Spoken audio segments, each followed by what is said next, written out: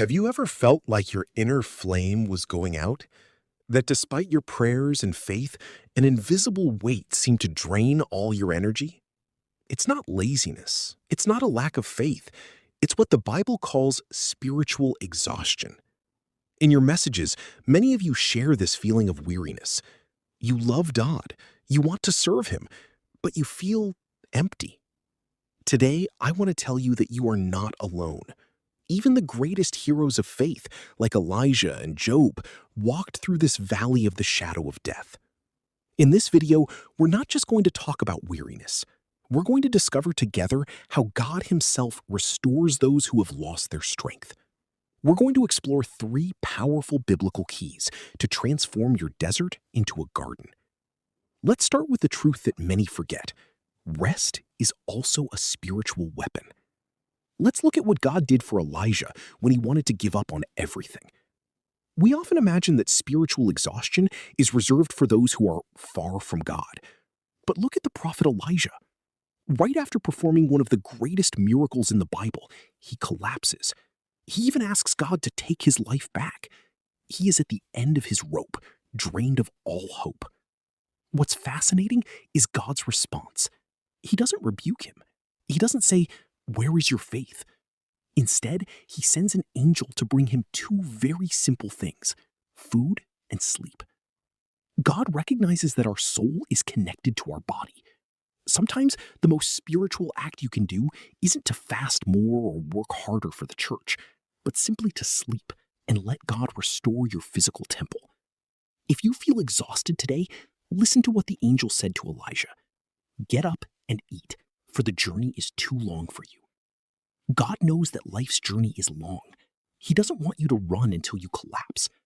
The first secret to overcoming exhaustion is to accept your humanity and receive the rest God offers as a grace, not a guilt. Spiritual exhaustion often stems from an invisible root, the attempt to carry the world on our own shoulders. We pray to God, but we keep our hands closed on our problems.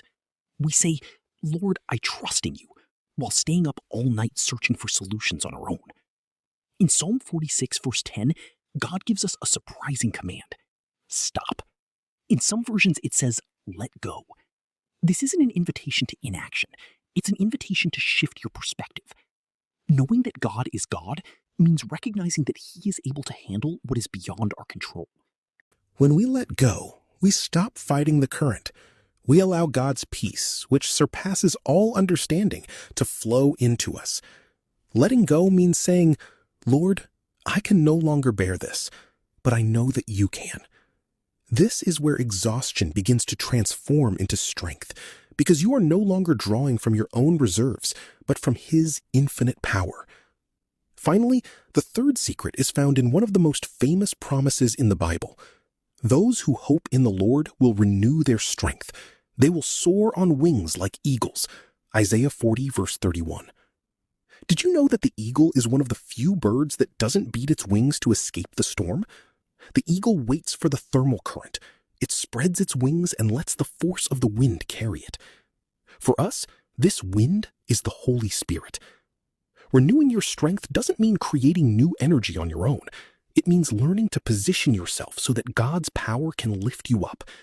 When you trust in Him, you no longer fly by your own strength, but by His grace. The promise is clear. They run and do not grow weary. They walk and are not faint. This isn't an absence of challenges. It's supernatural endurance.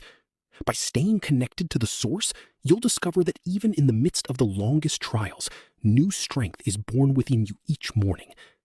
Spiritual exhaustion isn't a destination.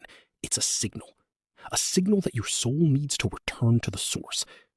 Remember, rest your body, let go of your burdens, and let the Holy Spirit carry you like an eagle.